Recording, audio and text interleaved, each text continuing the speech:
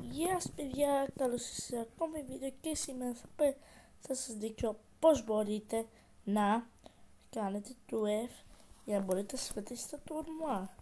Αρχικά πρέπει να πάτε εδώ πέρα στο Google, όχι ενέμπα, να γράψετε Epic Games. Epic Games. Πάτατε εδώ πέρα και έχετε λογαριασμό. Πηγαίνετε εδώ πέρα να το κατεβάσετε, όχι να το κατεβάσετε. Αν το έχετε ήδη στο PC είστε πάρα πολύ καλά.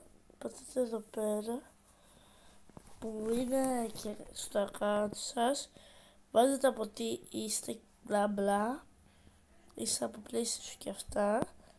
Μετά θα σας εμφανίσει μια εικόνα που λέει Here, το πατάτε, βάζετε email και εκείνο τα άλλα.